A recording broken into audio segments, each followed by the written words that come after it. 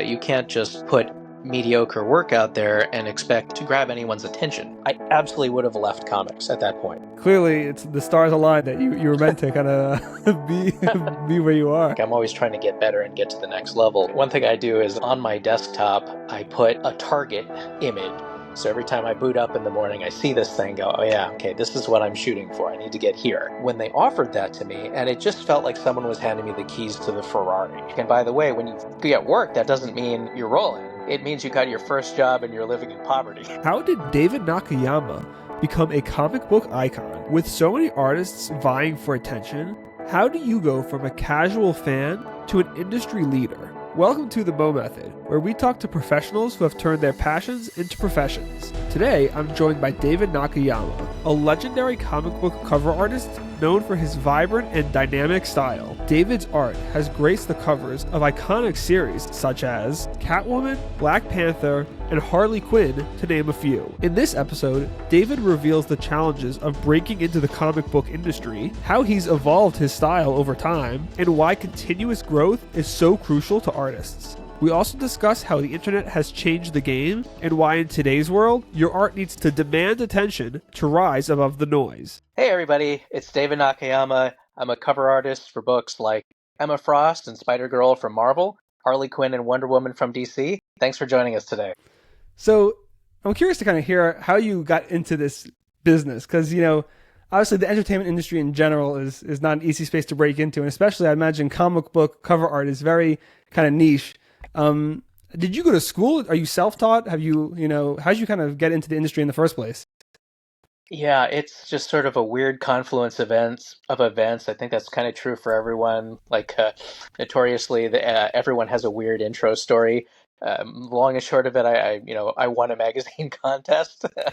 That's the glib way of putting it. What it actually took was wanting to be a comic artist since I was 13 and trying really hard to learn how to do it, despite not having any frame of reference or anyone in my family that could point me in the right direction. It was just all very self-motivated. Mm-hmm. And then 4 years of college, 2 years of the Kubert School, 2 or 3 more years of an internship, until I finally started getting work. And by the way, when you get work, that doesn't mean you're rolling. It means you got your first job and you're living in poverty. Right. So, what was that first job for you?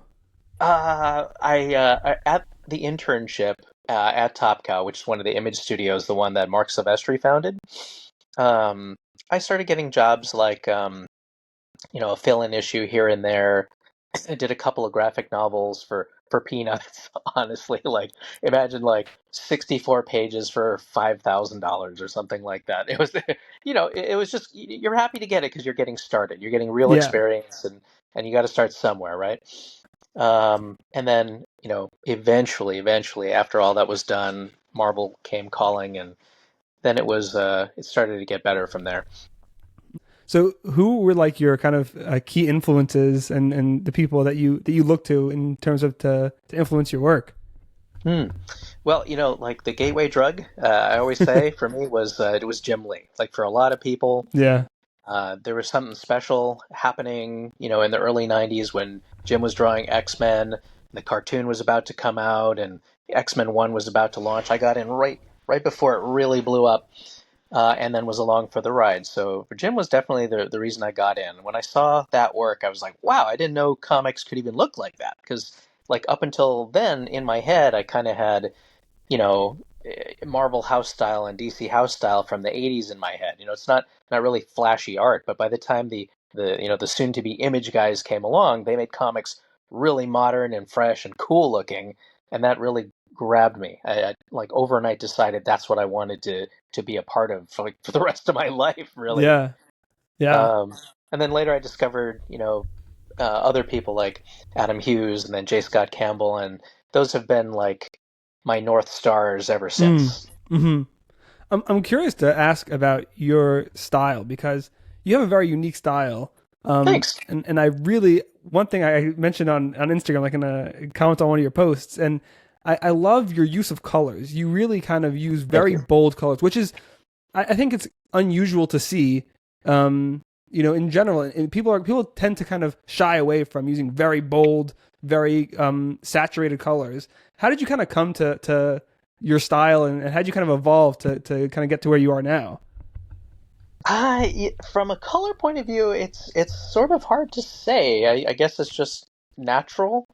I just feel like if you have all the choices, why wouldn't you go for the most exciting, most bombastic, most interesting one, right? Like if I'm gonna pick one crayon, I'm gonna pick the brightest and most like bold one, right? That's just how my brain works. Other people, I think, are more hardwired for realism. Like Hmm. in the real world, this would be this sort of dull gray, so I'm going to make it dull gray, and Yeah, I find that so boring. yeah. So I I guess guess that's kind also, of what I'm thinking. especially when you're dealing with covers, like you really want to be eye catching. Like I remember one time I was with my wife's family at my sister in law's apartment, and right across the street there's this huge comic book shop, and I walked inside. And like your covers were like the first thing, like right when I walked, it was the first thing I saw. But first of all, I recognized it just from following you, but also but really the colors like really caught my attention. 'Cause it's literally like a warehouse. It's this massive shop, but those bright Hmm, colors really like my eye went straight there. As opposed great, to kind of there's so much else going on, and it's really unique, and I love it. Like it really always catches my attention and really grabs me, and it's really fascinating, and I'm it's, so glad to hear that. Thank you for sharing that with me. Over the years, that's just the way I naturally work, and I've figured out ways to make sure that what appears on my screen in RGB also translates into mm-hmm, like the as bold a color in CMYK, which is harder than you would think. I've mm-hmm, figured out ways to do that. Get the most out of printing. And then another thing related to this is, I work with a retail partner called Unknown Comics, and we do a bunch of exclusive, covers for really hot books, and that's the business, right? But he's always telling me what pops in a convention setting, right? And it's like, what is going to make someone walk over to your booth versus some other booth? My partner's theory is bright color. You're walking across the convention floor, you see something shiny, and you go and that catches your attention. So I don't know. It's yeah, hardwired into our brains. yeah, definitely. So I'm curious, like in your kind of personal journey, and from what you've learned, what kind of advice would you give to people who are kind of looking to break into the comic book industry, as a beginner, let's say, somebody who's Yeah, bright eyed, and is like, this is going to be my profession, but yeah. it's not an easy path, I'm sure.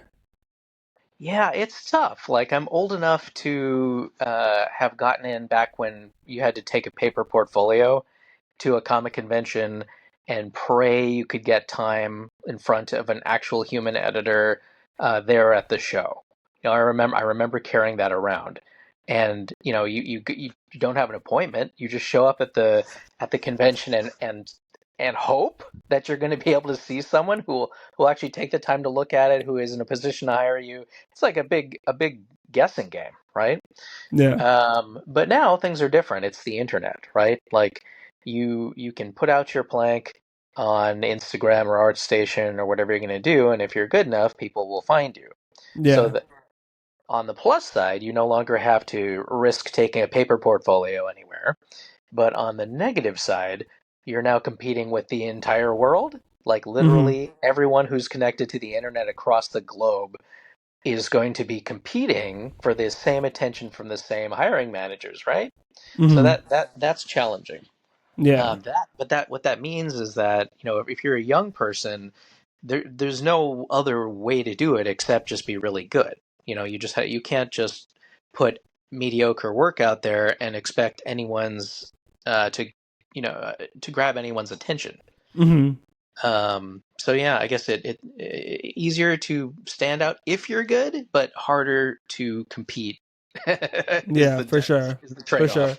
I think that's not only the case with comic books. I think that's kind of across the media landscape nowadays, that everything is so saturated, that you really need to have something that really stands out and really sets yourself apart from the crowd. because there's just so Right. many options out there, and we Yeah. live in an age where, attention is the currency, and if you're not going to, if you can't grab and hold people's attention, then it's not going to work. Yeah, I think so. I think it's tough. I know Mr. Beast is talking about purple cow theory, Hmm. right? The idea that if you aren't showing someone something they've never seen before, then it's not going to get anybody's attention. That's Right. probably it at this point. Yeah. So how do you kind of keep it fresh with your work to kind of keep putting out new things that people haven't seen before, and kind of keeping it at the forefront of everybody's mind, I guess. Well, fortunately, like the way I approach my work is, if I've done something, then that's it. I did it and I'm moving on. I'm going to do something else. Like just for my own interest, every time I do a new piece, I'm trying something new for my own, education Hmm. in a certain way, right? Like I'm always trying to get better and get to the next level. So, right, one thing I do is on my desktop, I put a target image, like something I'm Hmm. excited about artistically. So every time I boot up in the morning, I see this thing, go, oh yeah, okay, this is what I'm shooting for. I need to get here, and I'll keep making work until I feel like I've achieved that goal, and then I'll change it. Yeah. So I don't want to spoil where I'm going, but I just put a new one up, the other day, and I'm kind of going for a more efficient and less cluttered painterly Hmm. style. We'll see if I can get there. It's a challenge, to Yeah. myself. Like I don't do it now, but how can I learn to do that? Yeah. But I think it's important to always kind of challenge yourself because, I think there's kind of like a misconception that people think like, oh, once you kind of hit a certain professional level, you no longer need to grow, And I think Yeah. that's definitely the all the professionals I've spoken to who are at a high level, the ones who are the most interested in growth and the most, you'd think like, oh, what do you mean? Like, you can kind of sit back and rest on your laurels and just kind of keep doing what you're doing. And it's like, no, these are the people, and the reason why these people are at the level they're at is because they have that growth mentality. Yes, I totally agree with you. Like if you rest on your laurels, it's creative death, right? Like you're Yeah. never going to get any better if you are thinking that way. What I find is I have this visceral feeling like in my gut at some point where I feel uncomfortable. Like if it's not growing and I'm not getting better and I'm feeling bored and dissatisfied with the work, then I know change is coming. Like Mm. it's just like I know that I'm not happy with where I am, and my mind or whatever will force me to go do something else, to Yeah. feel better. Yeah. That's just So I can feel it coming. yeah, so like on that note, like is that kind of how you deal with like creative burnout as well? Like when you kind of when you kind of feel stuck in a rut, do you think that kind of comes from that place of like, okay, it's time to try something new? My daughter just asked me that exact same thing the other day, like how do you get past artist block? And I don't experience that. I'm not Hmm. sure why. I I kind of feel like for me, there's an infinite number of interesting things I would like to try. So it's not that wouldn't happen, if Hmm. that makes sense, right? Like, and I also like it's easy for me to say that too because I have this luxury of, I'm 46, right? And I right now today I have this luxury where all the companies I've ever wanted to work for and the characters that I've wanted to work for are there. Like Yeah. it's a possibility for me to get on the books that I've always wanted to get on. So I have this unbelievable good fortune of being able to do those things. I have Hmm. too much choice. I sometimes find myself. It's weird, like because we were just talking about being in poverty not that long ago. I remember what that was like. So having the choice to do these things and to turn down things that I know I would have jumped at the chance to do not so long ago. Yeah. Uh, yeah, I'm spoiled for choices. Is the bottom line here. There's no shortage of great things to work on right now. Yeah. So how do you kind of like strike that balance between the business and the professional work, and then kind of doing things also that personal work and things that you love, or are they kind of really one and the same at this point?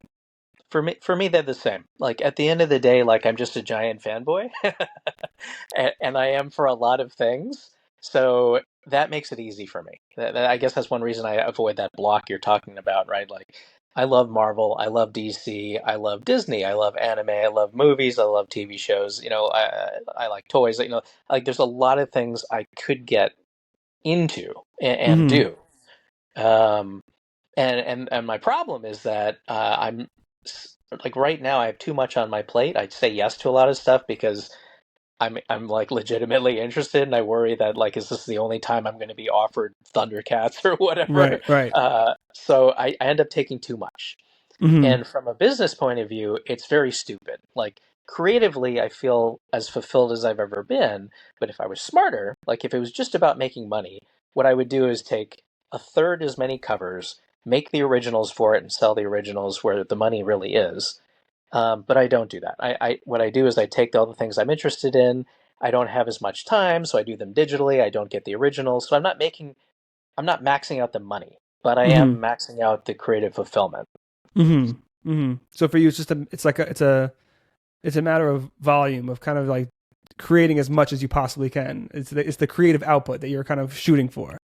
I'm not shooting for volume. I'm more shooting for, if something is right there and it's like you've always wanted to draw it, how can you say no? Yeah. So it just, having grown up, 80s and 90s cartoons, things like that, Transformers, GI Joe, Thundercats, all those things are back and hotter than ever.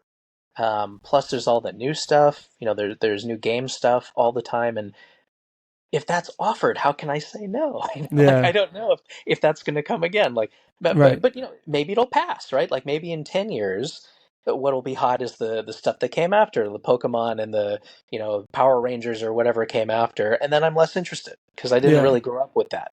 So Right. maybe things will naturally calm down later. But for right now, I'm Now very it's a excited to be strike while the iron's drawing hot. this. Right, right, yeah. For sure. So how do you like know when a piece is finished? I think I have this little thing running in the background in my head, right? Like I look at the piece and I ask myself, what sucks the most about this piece at any given moment? And then I work on that, right? Mm-hmm. I try to, okay, like the rendering is kind of poor here. The overall warmth is bad. I got to turn that up. This hair is unfinished. I look at what is the worst thing and I keep making it better until I get to the point where I'm like, I don't see anything else I can fix. Mm-hmm. Mm-hmm. And then I stop. Yeah. So you kind of go till you feel that everything is as perfect as it's gonna get. Yeah, I do. And what's weird is I always finish a piece and feel completely depressed about it. I'm like, well, I don't know how I can make this any better. Right now it looks awful to me, but I don't know how to make it better, so I'm stopping. And Mm-hmm. then what happens inevitably is 3 days later I'll go look at it and it's a completely different situation. It's the Right. exact same pixels, but somehow my brain, which hated the piece a couple days before, now I have a realistic look at it. I don't know Mm-hmm. why that happens, but it's sort of a weird surprise. Like you look 2 days later and more often than not, you're like, oh, okay, that came out pretty well. Yeah. But sometimes, every once in a while, you look at it with those fresh eyes and you're like, oh, actually, it could use a little bit of tweaks here and there. Mm-hmm. So I try not to finish a piece and then immediately turn it in. I try to have a buffer day at least where I can look at it again, fix a couple things, and then turn it in. Yeah. What have been some of like your challenges throughout your career, and have there ever been any points in your career that you kind of felt like a kind of abandoning this path and being like, you know what, this is not going anywhere. I should just go be a doctor, a lawyer, a plumber, and just kind of Oh do this yeah, as a hobby.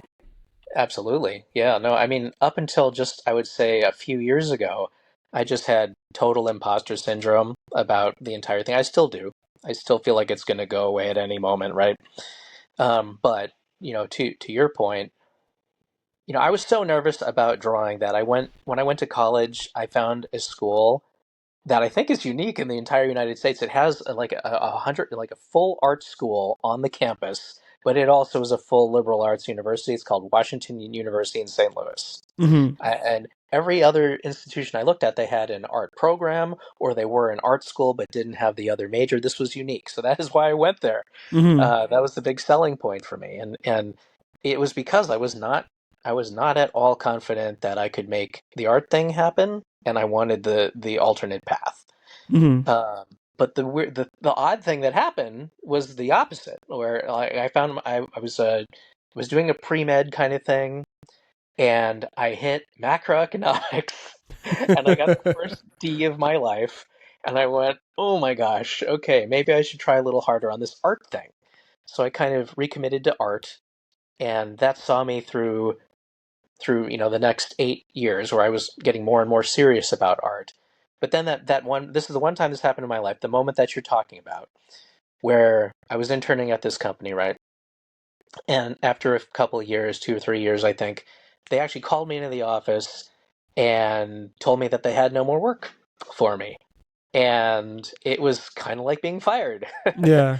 And I Yeah. had never been fired before for any circumstance. So it was simultaneously like, try to imagine like it's the first time you're being fired, which sucks under any circumstance.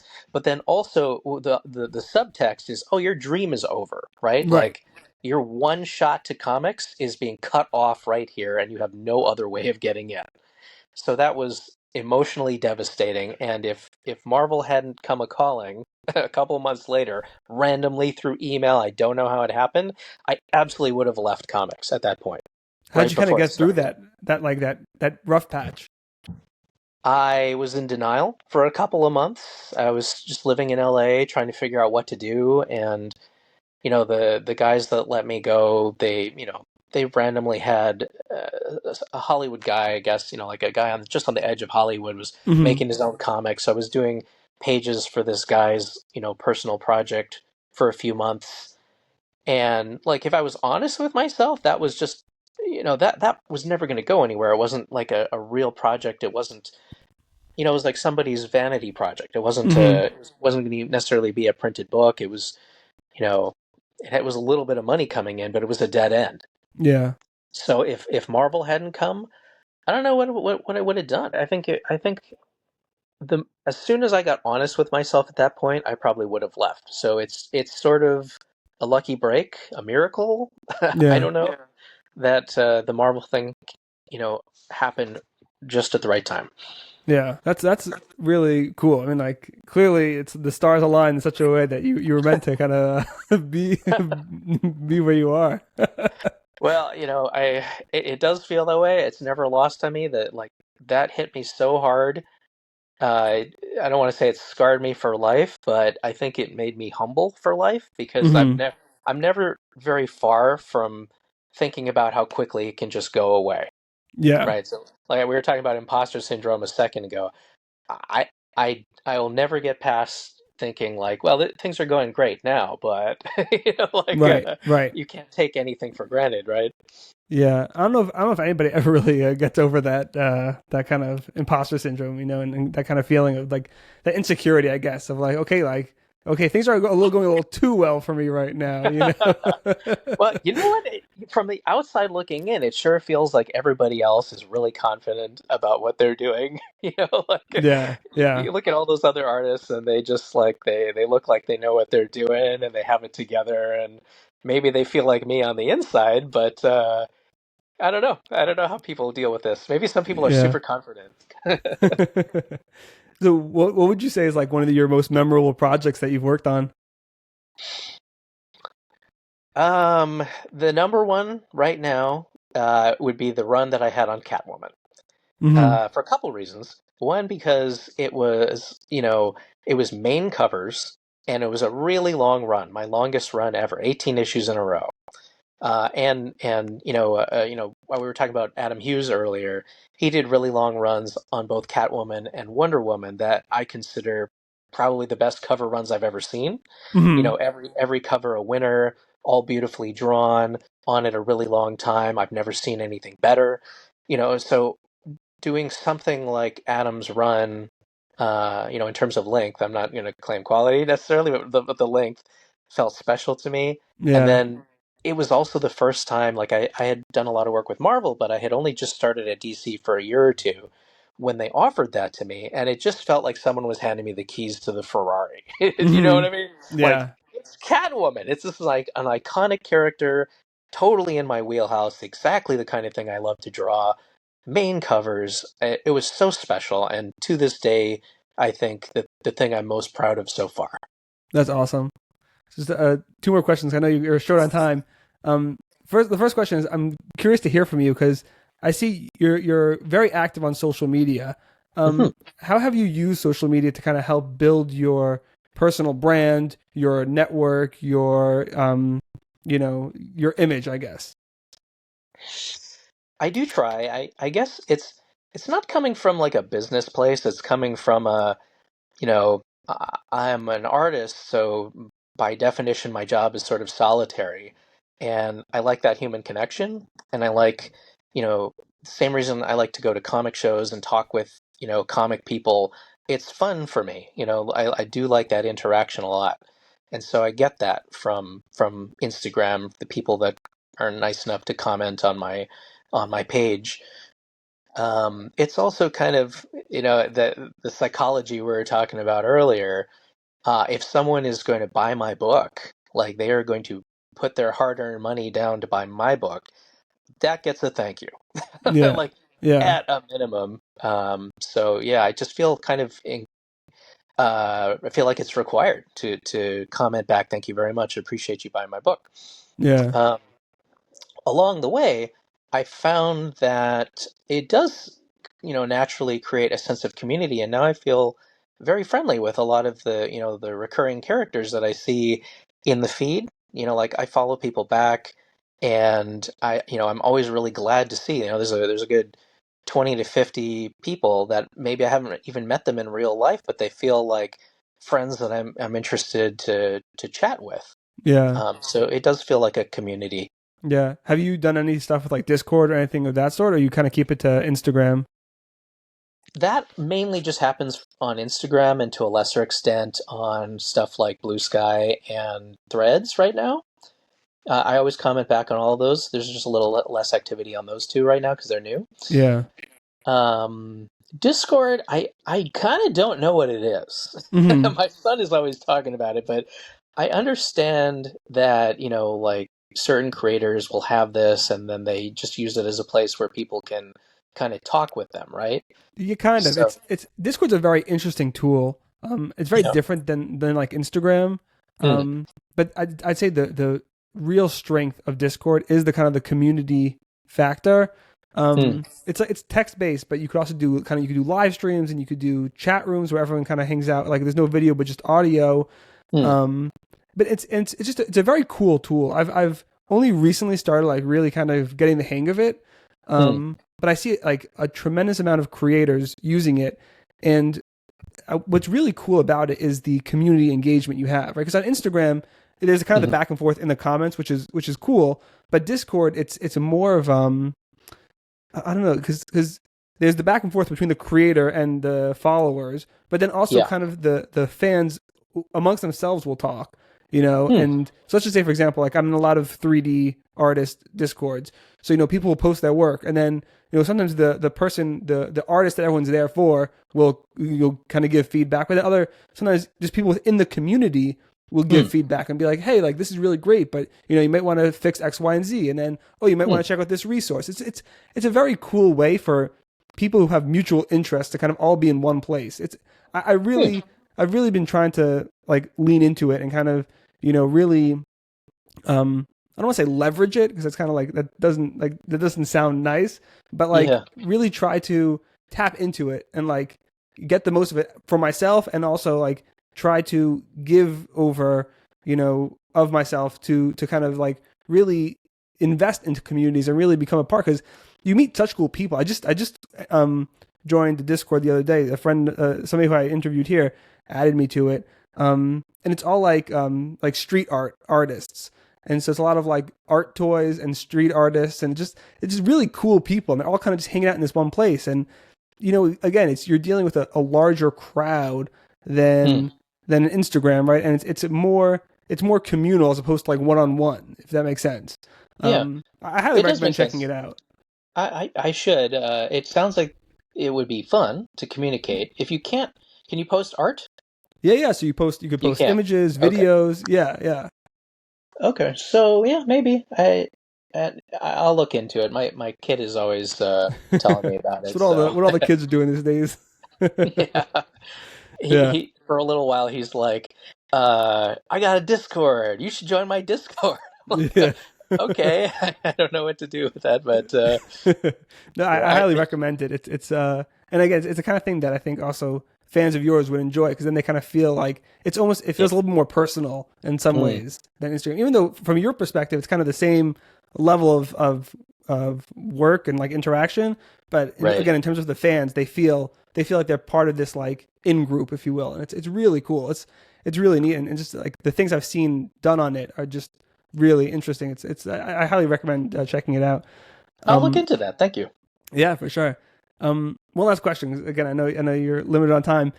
This is a question I pose to all of my guests, and that is, how do you define success? Yeah, well, it kind of goes back. I feel like I've said that phrase a lot this this interview, but to what we were talking about with, if I was maximizing money versus maximizing creative enjoyment. At the moment, I think that is 80-20 ratio balanced toward creative enjoyment, and not toward money. But I think that says it all, right? Like if I was just doing it to make money, then I would do things very differently. I would take a lot less work, and I would, focus on making originals, and I would go to a lot more shows where I'm focused on selling things. But that's just not how I'm geared right now. I'm just sort of I think there were just a lot of years where I wasn't necessarily getting where I needed to be or getting the opportunities that I wanted as much. And when that's finally in your hand, then you're going to say no? Not for me. Like with the offers now, I feel like I have to do that. It's this is it. This is like, you have your shots, so you got to take it. These last few years, it's been about David taking his shot. Like I'm going to try to, you know, get on all those books I ever wanted to draw and do all the characters I ever wanted to do, and maybe that'll change someday. But it's kind of just what 13-year-old David always wanted to do. So at least for the foreseeable future, this is what I want to keep doing. Yeah, living the dream. Well, yeah, I mean, like, we're not going to get like mega rich doing it this way, but it's going to be really fulfilling creatively, Yeah, and I'll be able to say I did all the things I wanted to do. yeah. And I think in a lot of ways that's the most important thing. I think so. At the end of the day, like, if you're in this, it's hard to imagine that anyone gets into comics because their number one goal was to make a lot of money, right? Right. Like, if you're into comics, you're in it because you love the characters or the storytelling or the Marvel universe, or there's got to be some specific, I think, artistic or creative reason why you did it. So that has to be the driver, I think. Yeah. Yeah, absolutely. I think that same principle applies across artistic disciplines.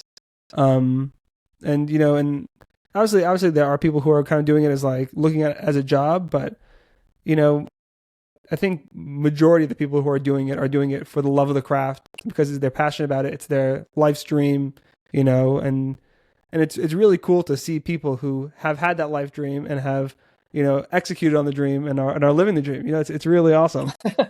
It's Yeah. it's a lot of work. It's a lot of scary deadlines, but there's really something magical about the book seeing print and holding it in your hands, and then especially like you go to a comic convention and someone has purchased that book and brings it to you and is really excited about it and wants your signature. Like, I don't think it gets any better than Yeah. that. That is such a nice feeling, such a nice human connection. And I don't know, you put something into the world, it's like something artistic and beautiful about that. um, yeah, I could go on, but that's the bottom line. Is it's a good feeling. It's life affirming, all that good stuff that you want out of art. Yeah. Absolutely. Well, David, thank you so much. I can't thank you enough for coming on. This is such a pleasure. It's so nice to get to meet you and talk to you. Um, Likewise, I really appreciate the opportunity to be on your show. Thanks for, you know, making it happen. I know I'm yeah. difficult to pin down. I really am. No, I Uh, was determined. I was like, if I'm going to get one person, I really appreciate it. And where can everybody find you online? And your work and Sure. I am easy to find under my own name. If you go to Instagram, Threads, Blue Sky, ArtStation, and you just look for David Nakayama, that's me. I've got that handle on all my profiles. I also have a website called davidnakayama.com. Like pretty easy to find me online, where we offer signed comics. And then, of course, a lot of the exclusives come out from Unknown Comics. You can get those. And I have to mention Emma Frost and Spider Girl, our new series coming out in June that just about to be announced in the new Marvel's catalog. Very excited about those projects, so I hope you guys will check those out. amazing, amazing. Thank you so much. I really appreciate it. It's my pleasure. Thanks for having me. No, Talk to you later.